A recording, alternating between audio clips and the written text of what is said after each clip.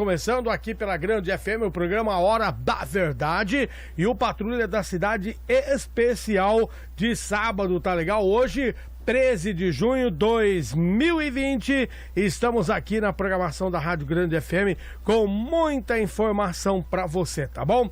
E desde a semana passada nós estamos desenvolvendo um programa voltado às eleições 2020. Os promotores, os juízes, né, têm mantido, né, Cícero, as datas eleitorais de 2020, os prazos, né? Então é preciso que todos os partidos fiquem atentos, porque nós temos um calendário e este calendário está sendo mantido. Por exemplo, as convenções, os desligamentos de profissionais da mídia, profissionais secretários, aqueles que ocupam um cargo, tiveram o último prazo, por exemplo, para se desligar de seus cargos na última sexta-feira.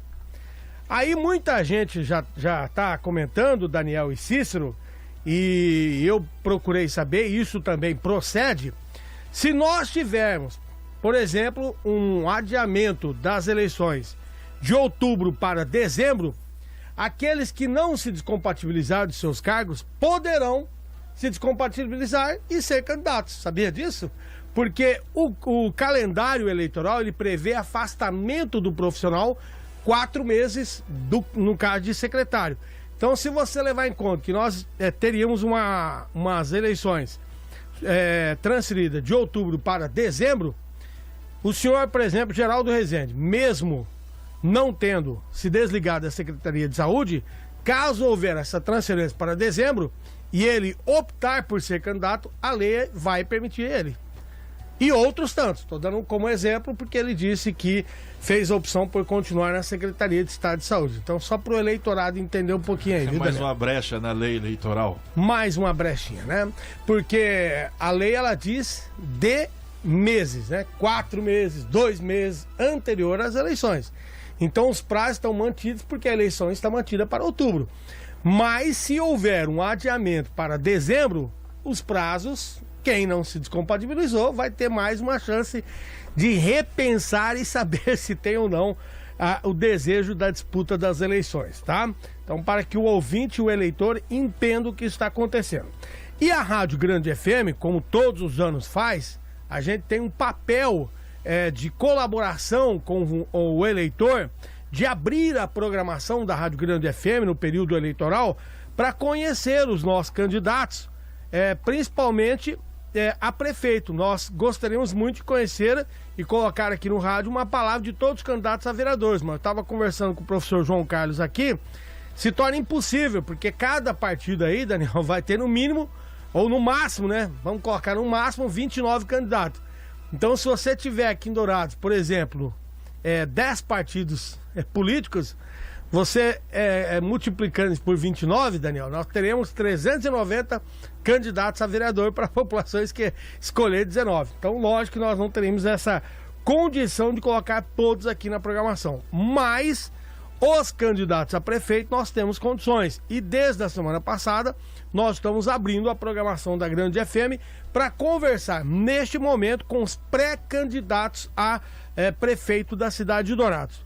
Neste momento, o calendário eleitoral, a gente entende que estamos numa pré-campanha. Então nós estamos e vamos trazer todos os pré-candidatos a prefeito pela cidade de Dourados. Eu peço até alguns que a gente não tem contato aí, o Daniel vai entrando em contato, o Cícero, e a gente vai entrando em contato para a gente trazer todos. Já está comigo o pré-candidato a prefeito pelo Partido dos Trabalhadores, o professor João Carlos, ou professor Joca, que é o pré-candidato a prefeito do PT, do Partido dos Trabalhadores em Dourados. Hoje também estará conosco a vereadora Daniela Hall e pré-candidata a prefeita pelo PSB, tá? Hoje, então, nós teremos 2 candidatos. No próximo sábado, já estamos aí tentando contato, Daniel, depois você me ajuda, a gente contactar com o Jefferson Bezerra, que é o pré-candidato do PMN, e também o Racib, que é pré-candidato também a prefeito, nós temos outros nomes já sendo colocados à disposição da população. Momento em que você vai avaliando e a gente vai tentando colocar eles aqui na programação da Grande FM para expor um pouco do pensamento e a proposta de trabalho para as eleições de 2020, tá bom?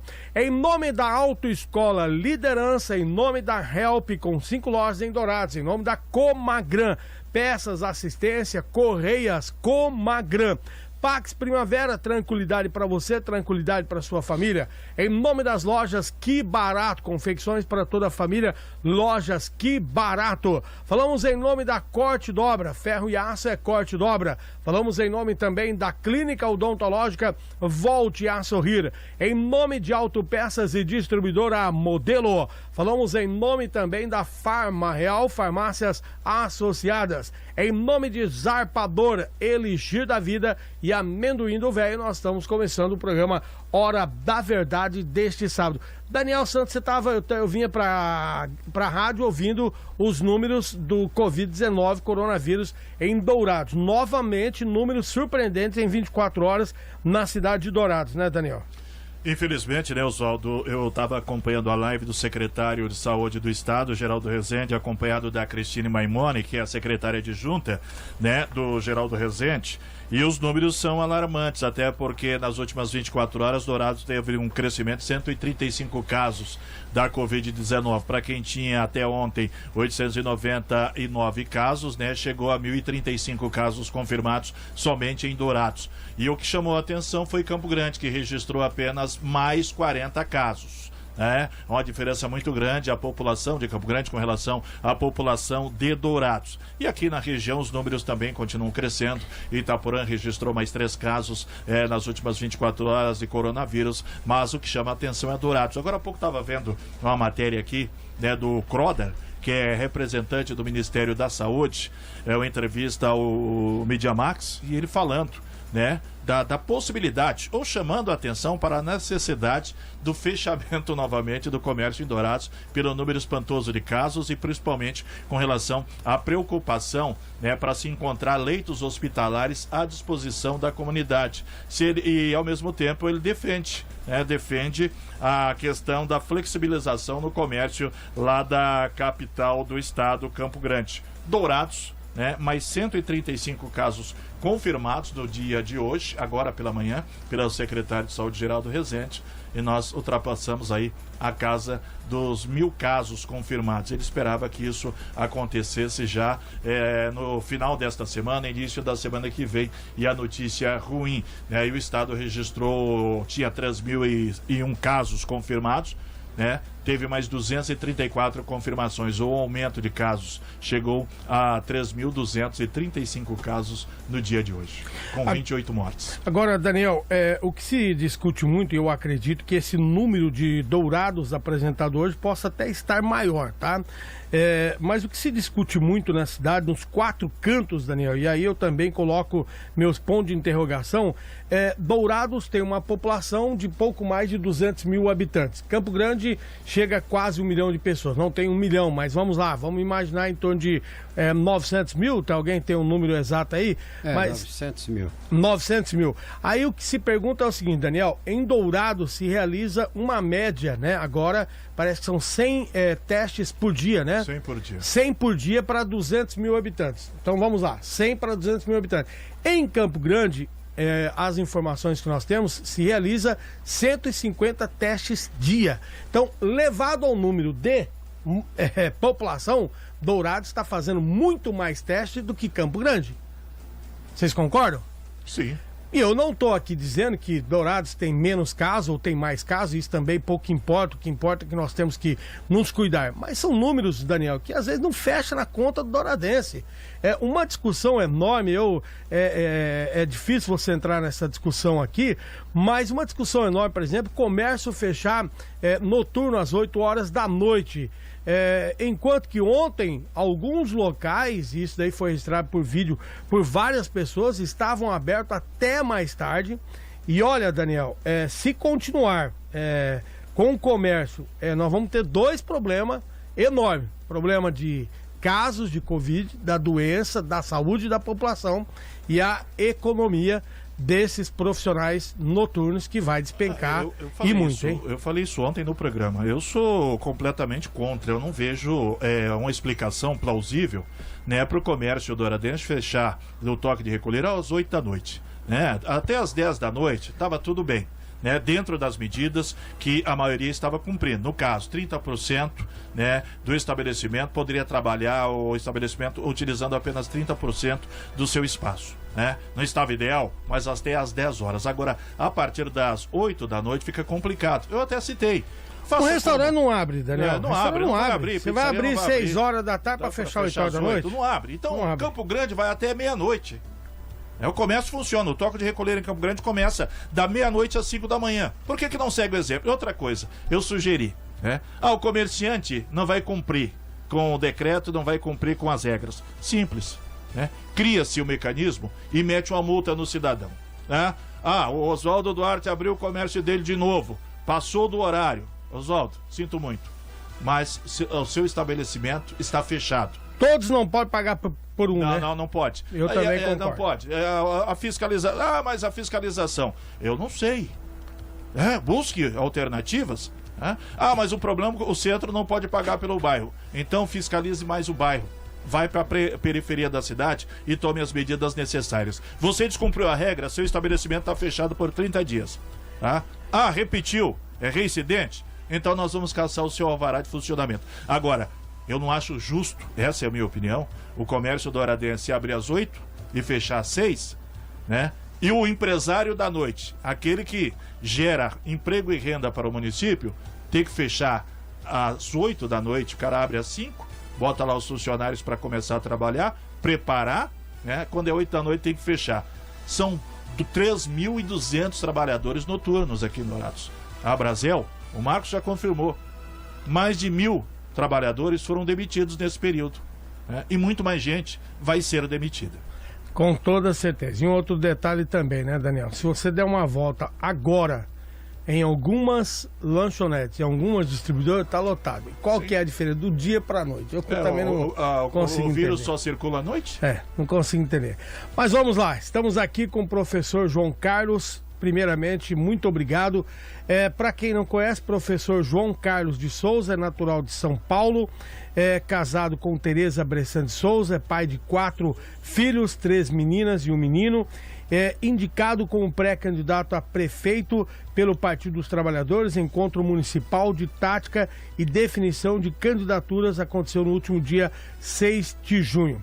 É filiado e militante ao Partido dos Trabalhadores desde 1983. Participou como dirigente do Diretório Municipal de Aquidauana, participou como dirigente em várias gestões do direito municipal da cidade de Dourados. É graduado em História e Filosofia, mestre da PUC de São Paulo, tema sobre moradia e movimentos sociais em São Paulo. Tem aqui um extenso currículo, mas eu quero primeiro dar um bom dia ao professor João Carlos e falar a primeira pergunta.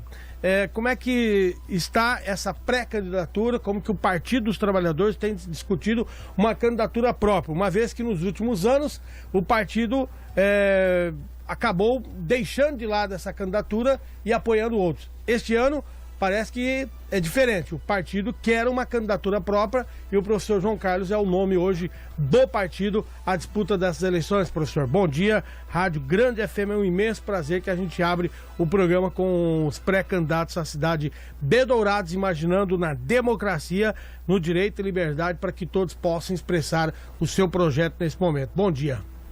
Bom dia, Oswaldinho, bom dia a todos os ouvintes, né, da Grande FM. É importante aqui, em primeiro lugar, eu quero fazer minhas considerações em torno da questão da pandemia, né? E deixar aqui os meus sentimentos às famílias que têm enfrentado, né, aqui em Dourados, essa situação que é bastante preocupante, né? Porque o vírus, né, não escolhe a quem atingir e não escolhe idade, embora exista uma faixa etária na qual eu também me incluo, né, de maior risco, né? Nós, Daniel nós nos incluímos. E o Cícero, né? Então eu quero transmitir isso em primeiro lugar, né? E agradeço a oportunidade, então, Oswaldinho, de poder aqui expressar um pouco algumas questões em relação à minha pré-candidatura. De fato, o PT avaliou que nas últimas 3 eleições não apresentou candidatura própria e que era importante nesse momento o partido se apresentar como uma alternativa política em Dourados. E por isso, já desde a eleição interna, né, da presidência do Diretório Municipal, o meu nome foi indicado para a presidência, unificando as forças do partido e com um compromisso. Apresentar um projeto, uma proposta, um plano para Dourados e, em segundo lugar, apresentar uma candidatura própria. Até porque nós administramos a cidade de Dourados de 2001 a 2008, sob a liderança do prefeito Laerte Tetila, e temos uma experiência importante para ser debatida junto à população, né? E por isso houve esse entendimento no interior do partido. Conversei com todas as lideranças, aí o João Grandão, Elias Vichy, o professor Damião, e a militância também, né? E o pessoal entendeu que o meu nome seria um nome que poderia levar, né, essa candidatura, essa pré-candidatura, para expor, né, quais são as propostas do nosso partido. Então, houve um consenso em torno disso, né? E, inclusive, a gente antecipou internamente os encontros municipais que a gente poderia fazer até julho, fizemos agora já em junho, né? Entendendo que o calendário pode não mudar. Então, nós estamos nos preparando para isso. É uma tendência do partido no estado, que se discute para o estado de Mato Grosso do Sul também, buscar candidaturas próprias no máximo de municípios possíveis? Sim, Oswaldinho, prezados ouvintes, o PT de Mato Grosso do Sul tem se empenhado nisso. Tanto é que nós temos como pré-candidato à Prefeitura de Campo Grande o deputado estadual Pedro Kemp. Isso foi, sim, uma grande arrancada, né, com a decisão lá já desde o final do ano passado, praticamente, né? Nós temos hoje em torno de 22 municípios, né, que se apresentam com possibilidade de candidatura própria do partido. E depois outras alianças, mas são já 22 municípios do estado: Ponta Porã, Três Lagoas, Corumbá está num processo de aliança, Nova Andradina. Temos vários municípios que estão apontando. Mundo Novo, que tem então pré-candidaturas próprias do partido. O professor João Carlos falou muito da militância, que a gente que acompanha o jornalismo, a gente sempre percebeu que o PT, o Partido dos Trabalhadores, sempre foi de uma militância muito forte. Porém, em alguns anos, parece que essa militância se dispersou um pouco. É um momento de trazer essa militância e colocar na rua para levar esse projeto do Partido dos Trabalhadores novamente à população de Dourados? Olha, exatamente, Oswaldinho, prezados ouvintes, eu entendo que uma candidatura própria, e esse foi o entendimento das lideranças, reuniria novamente uma militância que vinha ficando dispersa também, né? Em função de um momento, desde 2016, né, a partir do golpe, né, do impeachment da Dilma, a militância se dispersou de fato, né? Passamos esse revés, mas o partido foi entendendo, né, a importância de se reestruturar. E um fato importante, né, é que nós temos percebido uma renovação do partido. Nós temos jovens, né, que aderiram ao partido mais recentemente, se filiaram, e isso tem renovado e se expressa na nossa chapa também de candidaturas a vereadores e a vereadoras que a gente está montando. Boa parte da chapa é composta não só por candidaturas, pré-candidaturas, melhor dizendo, que nunca atuaram, né? Mas boa parte delas são de jovens.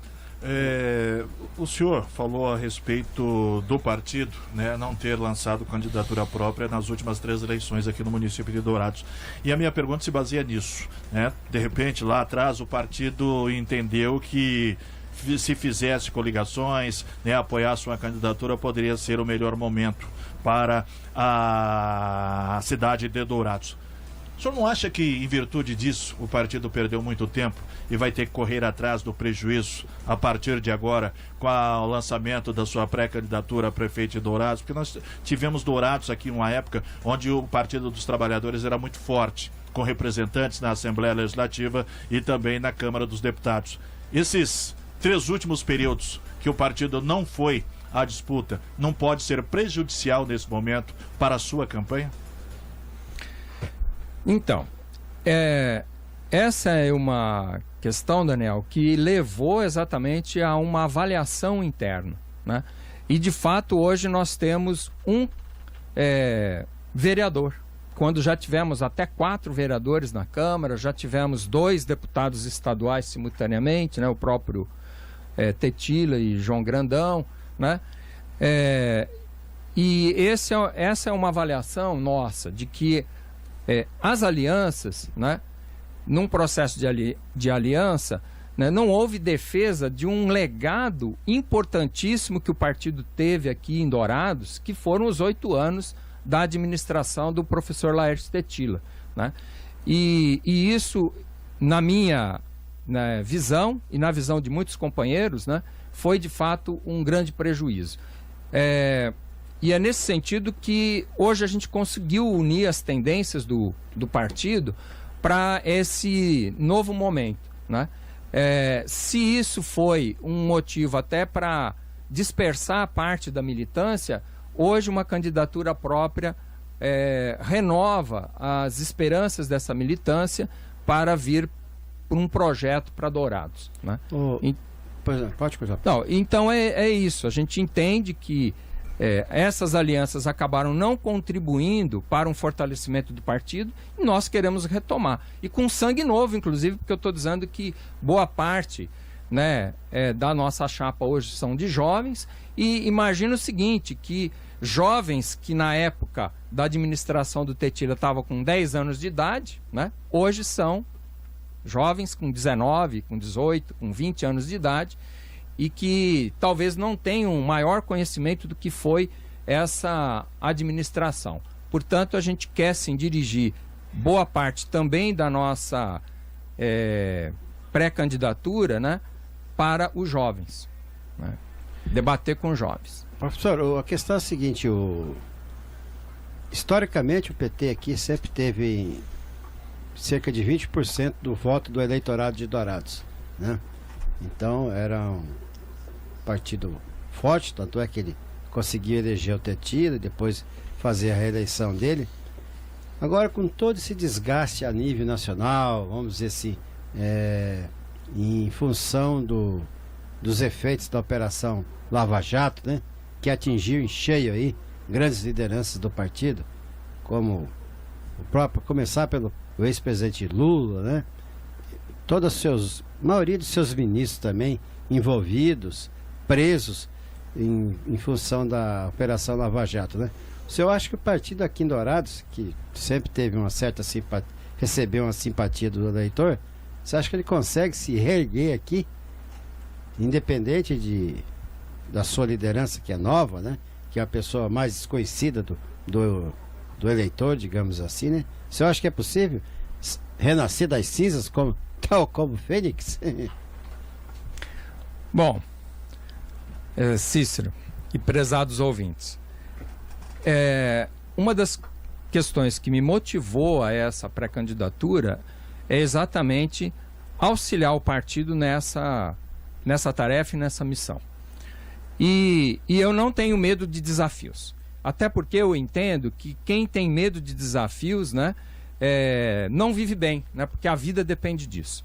E não há momentos em que não tenhamos desafios pela frente, né? Talvez em alguns momentos mais e outros menos, como por exemplo na minha juventude eu participei de muitos movimentos em prol, né, da democratização do país, né? Então eu me lembro de recentemente ter falado para os meus alunos, foi lá por 2006, a gente nem tinha ainda mudado lá para a unidade 1, unidade 2 da universidade. Falava para os meus alunos, olha, vocês estão aí em rodinha de tereré, numa boa, mas a vida nem sempre é isso, né? A gente pode ter desafios pela frente que a gente não espera. Então, em primeiro lugar é isso.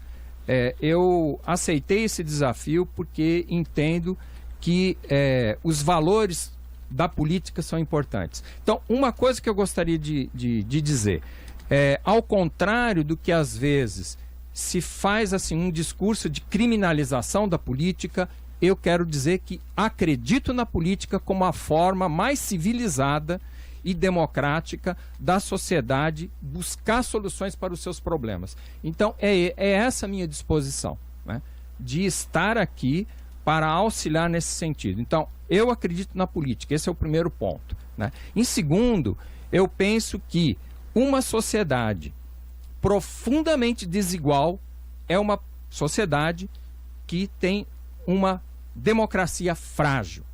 E por quê? Porque os poderes econômicos acabam interferindo muito diretamente na política, né? Então, é exatamente, vocês viram aí, ouviram, meus prezados ouvintes, eu estou no PT desde 1983, eu era jovem e ainda me considero com uma mentalidade jovem, né? Apesar dos meus 63 anos. Então, como eu estava dizendo, né, estou atuando numa militância porque eu entendo que uma das formas de nós transformarmos a nossa sociedade, né, é trabalhar por uma sociedade mais justa, mais igualitária. É essa a minha disposição e é dessa forma que eu topei, né, essa pré-candidatura. Eu concordo com o senhor num ponto, né? Eu não vejo discriminação com relação à política, mas com relação aos políticos, porque a política bem feita ela é uma arte, né, da negociação, do convencimento, correto. Mas o senhor não entende que a classe política como um todo, não só do PT, como do PSDB, do Democratas, de todos os partidos políticos existentes no Brasil, não são eles que cometeram as maiores falhas, independente da política. A política tem que existir num Estado democrático. Agora, você não acha que os políticos se perderam pelo caminho, colocando sempre a troca de favores como prioridade e não a população brasileira como um todo? Daniel, você está tocando num assunto importantíssimo, e aí o meu prezado ouvinte, eu gostaria de fazer um contraponto. É verdade isso, em parte, do que você está dizendo, mas é necessário também verificar que a corrupção tem o seu lado ativo e o seu lado passivo, né? E se vocês verificarem, por exemplo, a JBS chegou a financiar 164 deputados federais no último Congresso, né? Ao mesmo tempo, por que a conta fica sempre para os políticos? Exemplo, né, que eu até outro dia estava dizendo. Você tem dois grandes empresários, um deles se torna governador e aí eles acabam fazendo um acordo. Isso fica por conta de quem? Da política, né? Mas eles já tinham práticas. E eu gostaria, Oswaldinho, aí eu gostaria realmente, se eu tivesse espaço para a gente discutir aqui num único programa a questão do que está implicando a corrupção, como que ela está ligada. E tem um fator histórico nisso, né? Há uma, assim, por parte de grandes setores da nossa elite, né, há muitos séculos, na verdade, mas isso se caracteriza muito do século XX para cá também, um patrimonialismo constituído a partir do Estado, a partir das benesses que, na verdade, tiveram, né, durante muito tempo. Então, nós precisamos, de fato, fazer esse debate e separar um pouco as questões, porque grande parte, né, e eu estava falando do poder econômico, né, de financiamentos de campanhas e como vinham sendo feitos, acabou atingindo, de fato, a classe política, né? Mas aí eu quero dizer, se me permite, uma consideração assim, de uma experiência pessoal. A UFGD, né, da qual eu participei desde a elaboração do projeto e depois me tornei diretor da Faculdade de Ciências Humanas por 2 mandatos, eleito pela comunidade. Acompanhei todo o debate interno, os planejamentos, e sempre a UFGD foi considerada, entre as 17 universidades criadas no governo Lula, como uma das mais ágeis e como uma das que mais conseguiu se instalar com rapidez. Por quê? Porque houve um planejamento eficiente e nós não temos denúncias, né? Não temos denúncia. Isso, né, que eu quero dizer, é obrigação, mas ao mesmo tempo, né, a gente poderia dizer assim, é uma exceção no sentido de que tivemos uma administração ética. E eu quero dizer que na minha administração, se eleito, prezado ouvinte, uma das questões que eu quero primar é pela ética e pela transparência na administração. Porque e essa transparência, ela envolve a participação da população nos conselhos, nos vários conselhos existentes, além, lógico, dos mecanismos que existem já, a própria Câmara, né?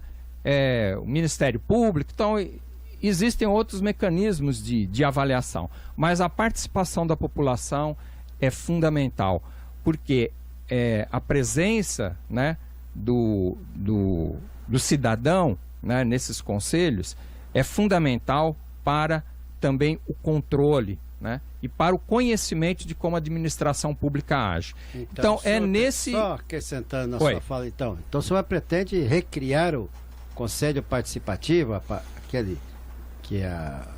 Como é que chama? Orçamento Participativo. Orçamento Participativo, né? Essa é uma das propostas, Cícero, que ela é muito pedagógica, porque o cidadão ele vai ter contato, na verdade, com aquilo que a cidade dispõe de recursos, né?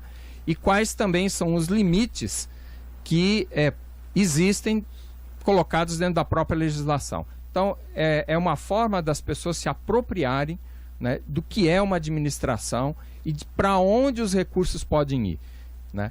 Essa é uma das formas, mas existem outras, como, por exemplo, audiências públicas, né, participação em atividades de conselhos. Todas essas são formas de inserção, né, do cidadão no processo de gestão da cidade. Eu queria te dar um exemplo, que eu lamento que esteja ocorrendo aqui na cidade de Dourados nessa pandemia. Nós temos o conselho, o comitê, melhor dizendo, de emergência, né? Nesse comitê não há, por exemplo, participação e presença dos agentes de saúde de Dourados, que é os que estão na ponta do processo de contato com a população. Não há uma estratégia, eles têm cobrado isso, né, da prefeita, e não há essa participação e presença deles. Quer ver uma outra ausência? A nossa população indígena aqui representa quase 20% da população. Não tem ninguém da área de saúde indígena presente. Qual é a importância disso, né? A importância disso é que eles conhecem e têm uma linguagem em relação a como chegar a isso na população. Então esses agentes estão sendo subutilizados, na verdade, desculpa o termo, mas assim, um conhecimento, não é só mão de obra, é um conhecimento disponível para a prefeitura que não está sendo bem empregado nesse momento. Está sendo descartado. Assim como nós temos situações em que o dentista chega lá no seu trabalho e não pode atender a população porque não tem instrumentos e medicamentos, como tem ocorrido aqui em Dourados, né? Então, às vezes a gente fala da questão pública, né, dos recursos, né? E aí se fala da questão da gestão, e isso é fundamental, porque às vezes a gente reclama da falta de recurso e emprega mal aquilo que a gente possui. Então, essa é a minha disposição, de ouvir quem está na linha de frente, porque eles têm muito conhecimento que às vezes o administrador não tem, né? Então, essa é uma questão. Então, na minha administração, eu entendo o seguinte, né? Se vier a ser escolhido, né, pela população, né, também, além da ética e da transparência, né, entender que a participação dos agentes, né, públicos que estão na ponta do processo é fundamental, né? Eu quero destacar isso porque eu vejo isso como uma questão de liderança, né? O gestor, o prefeito, no caso, ou a prefeita, não é só um gestor, ele é também uma liderança e tem que exercer essa liderança de uma forma propositiva e positiva, né? É essa a minha disposição pelas experiências pelo qual eu já passei, principalmente no interior da universidade, né? 11 horas e 40 minutos, estamos conversando com o pré-candidato a prefeito pelo Partido dos Trabalhadores, professor João Carlos. Professor, vamos entrar um pouquinho na tua área, né? Vamos entrar na educação. Dourados tem registrado nos últimos dias aí uma queda significativa em notas do IDEB. Isso tem preocupado muito as autoridades, é discutido a cada ano e tal. E esse ano as perspectivas não são das melhores, porque nós temos este momento da pandemia, aulas online que ainda estão gatinhando, muita gente reclamando, enfim, temos vários problemas na educação. Como melhorar a nota do IDEB de Dourados? Como melhorar essa qualidade do ensino público? É possível imaginar isso daí para uma administração municipal como a cidade de Dourados, uma das maiores do estado de Mato Grosso do Sul? Bem,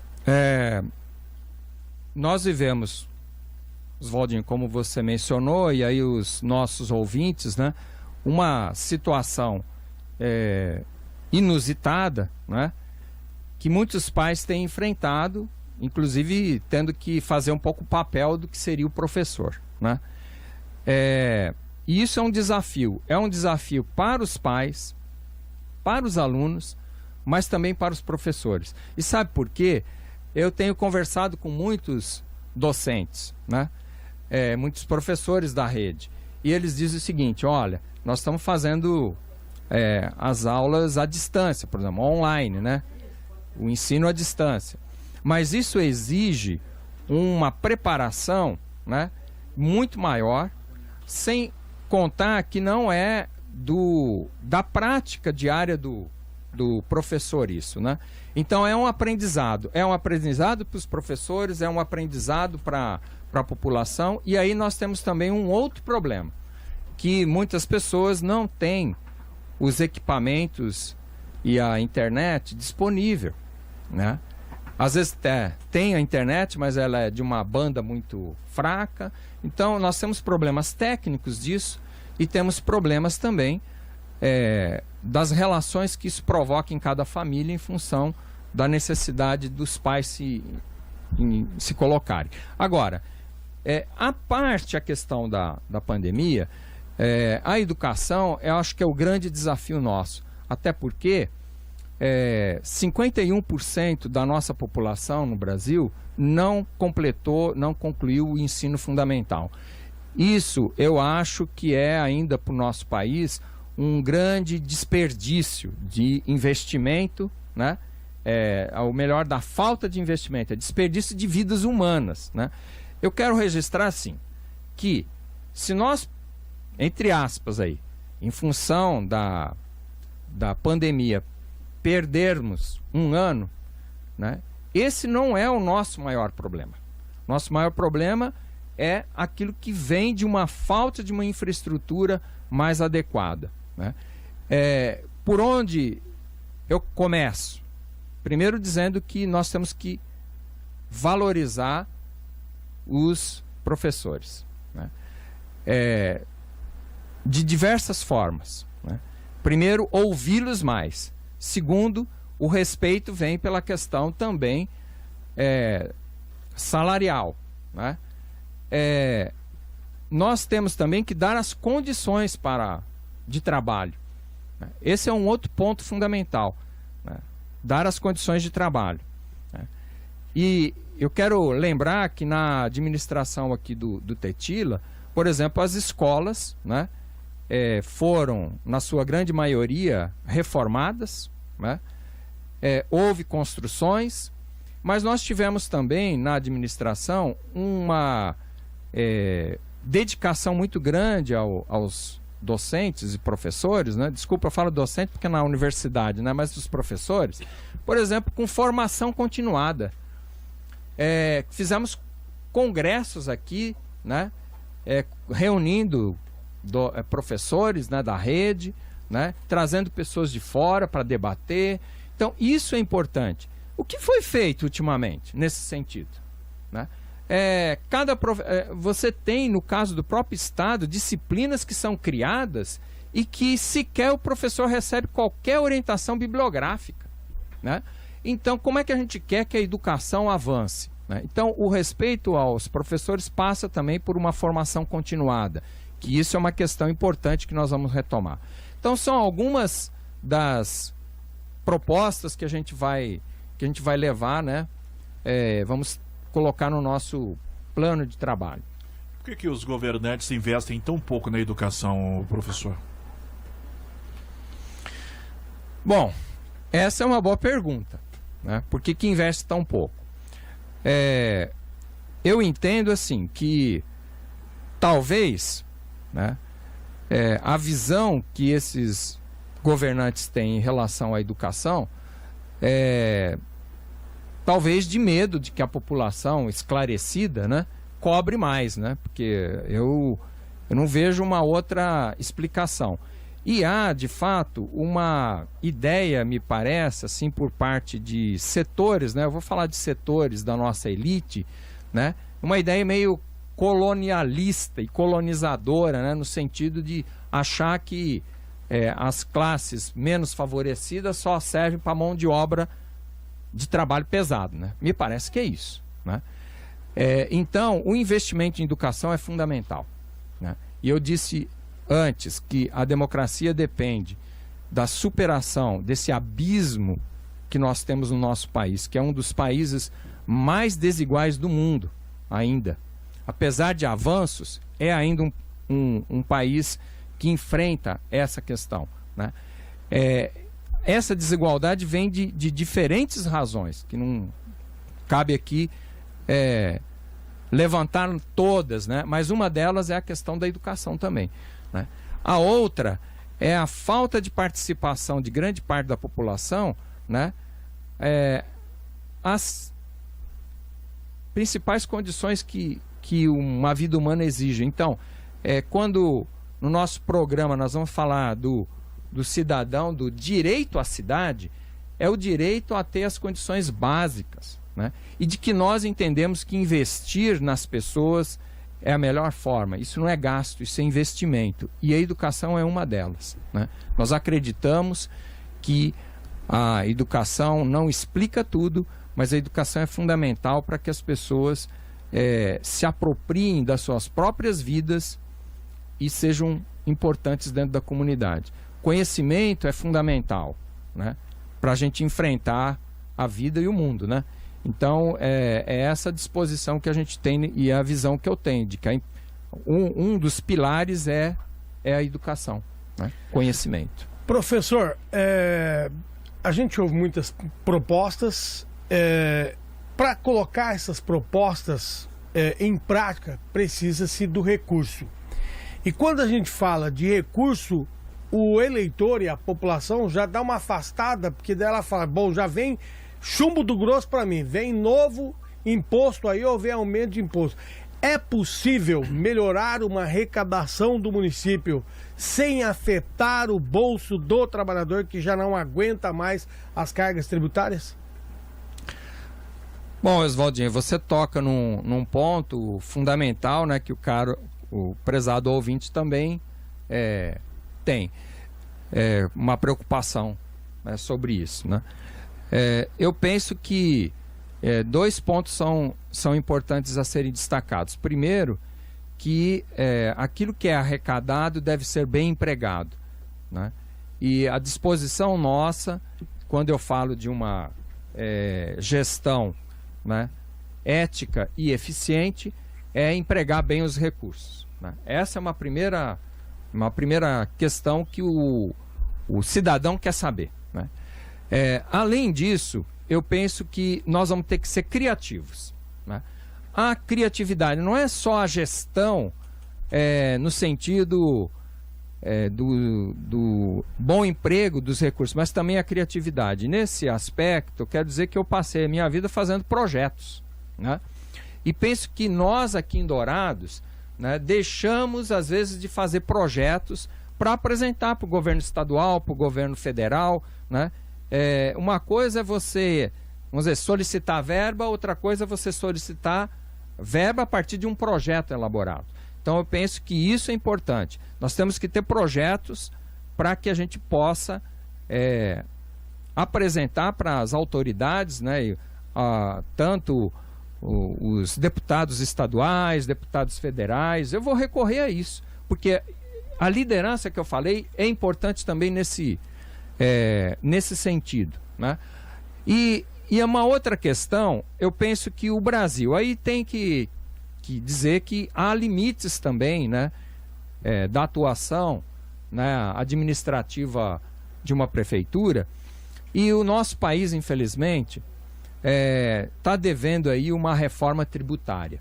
Mas não se trata de uma reforma tributária apenas, né, vinculada aos impostos sobre mercadorias. Você sabe qual que é o problema, Oswaldinho e meu prezado ouvinte? É que os impostos incidem principalmente nas mercadorias, né? Ou seja, a gente paga, né, imposto quando você consome o arroz, o feijão e tal. E os mais pobres, proporcionalmente, pagam mais impostos. Para vocês terem uma ideia, os mais pobres no país pagam em torno de 33% de imposto, enquanto que as camadas mais ricas é em torno de 24%. Ou seja, nós temos quase uma diferença de 10%. Ou seja, o imposto sobre a renda também precisa ser discutido. Esse é um debate que aqui no país é um tabu, é um mito. Mas vai lá ver nos outros países europeus, né? A renda é muitas vezes taxada em torno de 40% a 50%. Né? Enquanto que aqui nós temos umas faixas muito limitadas, né? Esse é um enfrentamento que precisa ser feito. E a sociedade precisa conhecer isso, né?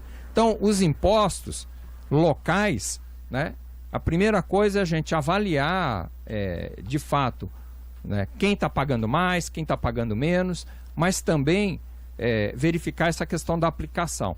E, como gestor público, cobrar também das outras autoridades, né, estaduais e federais, né, uma reforma mais compatível com a nossa sociedade. Por sinal, a reforma tributária é umas que estão na fila lá no Congresso. Acho que o ano que vem já entra lá. Só que boa parte dessa reforma muitas vezes está muito vinculado a como vai distribuir o imposto atual e não a matriz do imposto, né? Essa é uma questão importante de uma reforma tributária, né? Qual é a matriz do nosso imposto? Se ela continuar simplesmente sobre a circulação de mercadorias, né? Ela incide sobre o consumo, né? Incide sobre o consumo, né? E não se discutir a renda também, né? A tributação da renda. Aí nós vamos ter, nós vamos continuar. Trabalhadora, né? Aí é que tá. Aí sabe o que vai ocorrer, Cícero? Né? Numa reforma tributária desse tipo, é igual ao cobertor curto, né? Todo mundo fica brigando porque o cobertor não dá para cobrir todos, né? E essa uma das discussões da reforma tributária, porque quem que fica com o quê e tal, mas a matriz que vai perder, né? A matriz não é discutida, e isso seria fundamental para nós, porque quem sofre mesmo é a classe trabalhadora, né? E aí eu entendo muito bem disso, né? Paga o imposto pesado, principalmente imposto de renda, né? Professor, que é na fonte. Professor João Carlos, nós estamos nesse momento de pandemia de coronavírus e está bem claro que o SUS não tem condições de absorver toda essa problemática e coloca em alerta e vai levantar muito essa discussão da saúde pública nas eleições municipais. Qual a proposta do candidato, qual a proposta da prefeitura de melhorar, de absorver melhor um momento como este, que a gente está percebendo muita correria e poucas ações. Qual que é a proposta do professor para melhorar essa saúde pública? A gente entende que todos os candidatos, todos trazem uma proposta, mas infelizmente o que a gente percebe é que a população carente tem sofrido muito ao longo de muitos anos, de todos os governos, com a saúde pública. Pois bem, Oswaldinho, fizeram até uma reforma aí, né, dizendo que a culpa era previdenciária, né? Enfim, tá tudo ligado aí dentro dessa saúde pública, né?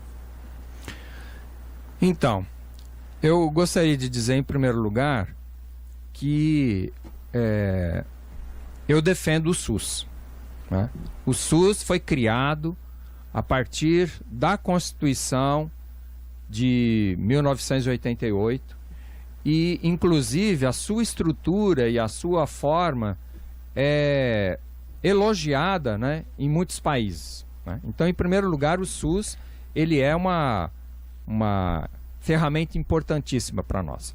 Em segundo lugar, gostaria de dizer que uma gestão fundamental é a atenção básica de saúde, porque onde é que as coisas começam?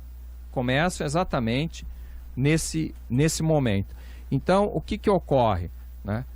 Se nós tivermos uma ação preventiva, né?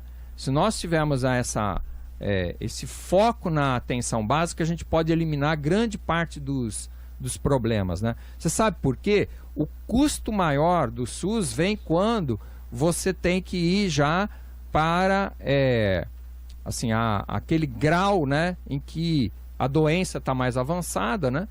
E você precisa então de recursos muito maiores nesse sentido, né? Eu dei o exemplo dos agentes. Prevenir, mesmo nesse caso aqui do coronavírus, seria o ideal, né? E aí a atuação deles seria importante nesse aspecto, né? Segundo, eu vejo como um exemplo, né, que eu cheguei em Dourados no ano de 2000 e me considero douradense, viu? Porque desde que eu conheci Dourados em 1994, quando eu cheguei aqui no Mato Grosso do Sul, eu me encantei por essa cidade. E assim que eu tive a oportunidade de sair da UFMS, né, de aqui da UAN e vir para cá, eu o fiz, né? E eu tenho visto o seguinte: primeiro, que a estrutura que a gente tem de saúde, tanto o Hospital da Vida como o Hospital Universitário, foram criados exatamente na administração do Tetila, né? E essa estrutura básica que a gente permaneceu em grande parte, né? Nós temos aí agora uma construção do hospital, que era a área da mulher, né, lá no HU, também no HU, e o hospital regional, que só vai ficar pronto daqui um ano e meio ainda, né? Mas a estrutura básica que nós temos parou praticamente nos últimos anos, né?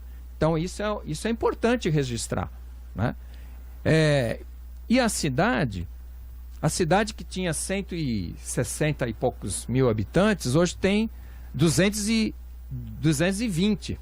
A gente está arredondando aí, mas tem mais de 220 mil habitantes, né? Então é importante dizer que nós tivemos aí um crescimento populacional, né, do início de 2000 para cá, de quase 60 mil habitantes, né? Então o que foi feito de lá para cá? Então é importante dizer que a cidade de Dourados é um polo, e que, como polo, a primeira coisa que eu acho que nós temos que fazer,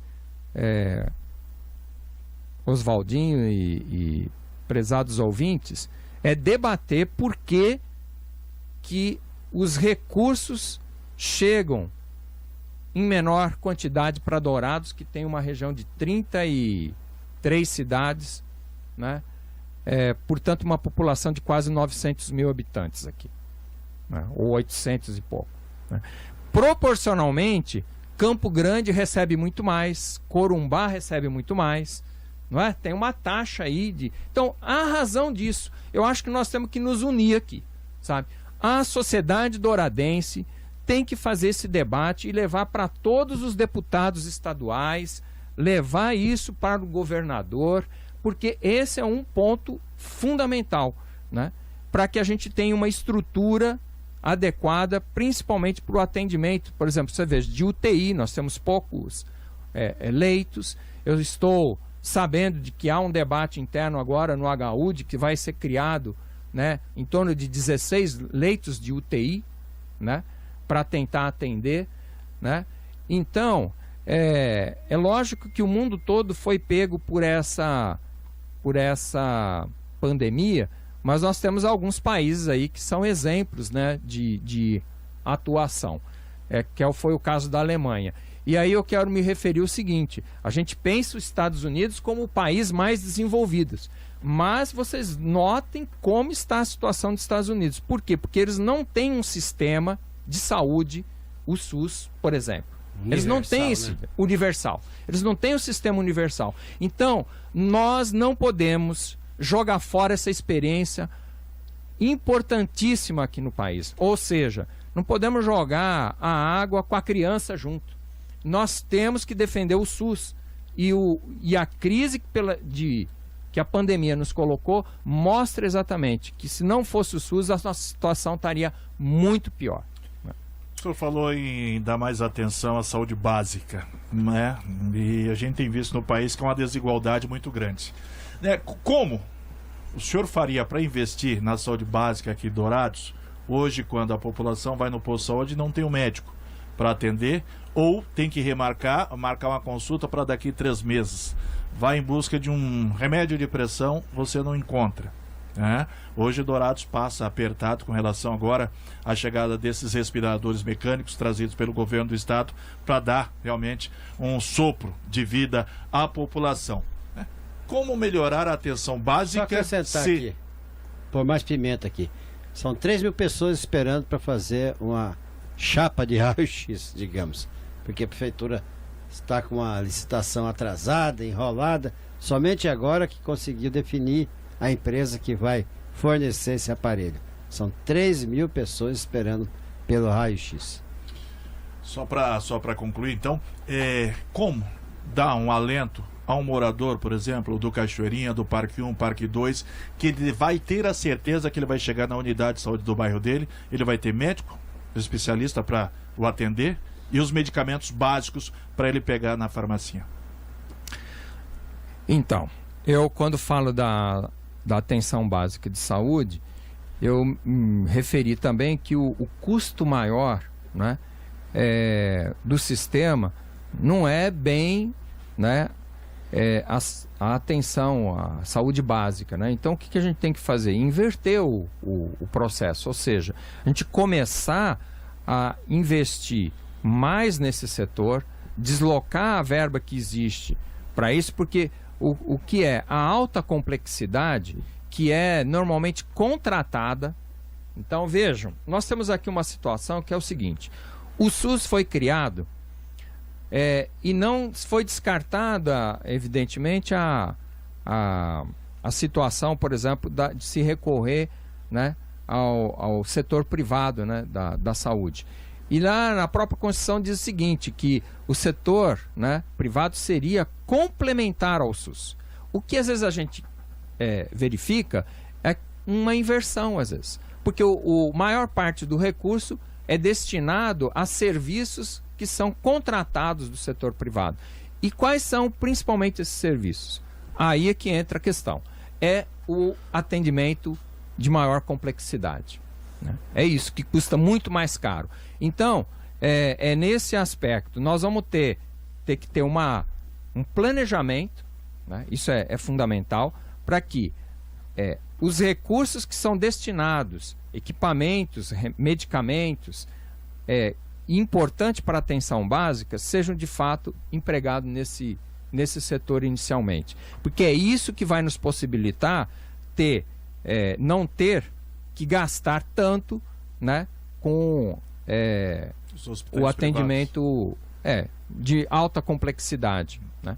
E a gente tem uma vantagem aqui em Dourados, que o hospital universitário faz esse atendimento já de média complexidade, né? Então é importante a gente associar todos esses elementos. 12h04. Conversamos aqui com o professor Joca, ou João Carlos, que é o pré-candidato a prefeito do Partido dos Trabalhadores na cidade. Professor, quero agradecer a participação e quero deixar o microfone aberto e dizer mais uma vez que a Rádio Grande FM, no espaço democrático, abre o espaço para todos colocarem o seu ponto de vista, colocar o seu projeto para a cidade de Dourados. Neste primeiro momento, estamos conversando com os pré-candidatos. Num segundo momento, com toda certeza, vamos conversar já com as candidaturas oficializadas e vem debate por aí. A direção da rádio já anuncia debate dentro das eleições, de uma forma que a Rádio Grande FM possa colaborar com a democracia e aí cada um faça a sua escolha. Muito obrigado pela participação. O microfone está aberto para agradecimentos aí, professor. Bom, eu agradeço a oportunidade, né, oferecida aqui pela Grande FM. Agradeço aos ouvintes que também nos acompanharam. E um abraço então aí, né, Oswaldinho, para todos os ouvintes, para você, para o Cícero, para o Daniel. E foi assim um prazer estar aqui com vocês discutindo. E eu quero dizer uma coisa, eu penso que, como eu disse, que a política ela é uma arte, né? E o Daniel concordou comigo, né? É uma arte e ela é importante, né? É fundamental dentro da nossa sociedade hoje, que nós vamos buscar soluções só se a gente enfrentar os problemas, né? Analisando os diferentes pontos de vista e não desagregando a sociedade. Então eu quero dizer isso, que a minha proposta e a minha disposição é de dialogar amplamente no interior da sociedade, porque eu entendo que o caminho é esse, né? O ódio, a divisão, né? Isso não nos leva a nada. Ninguém ganha com isso. Até aqueles que acham que ganham estão perdendo. Aqueles acabam não vendo essa... talvez não tenham essa perspectiva. Então é essa a minha disposição e agradeço então esse espaço e, como eu disse, estou, né, à vontade e à disposição para debates às vezes mais específicos, que eu acho que é importante para a nossa cidade avançar e para a gente ser feliz, né? Viver bem numa cidade. Acho que esse é o grande objetivo nosso. O importante é o todo, né? Um abraço, professor, obrigado pelo carinho. Nós vamos conversar sim, com toda certeza.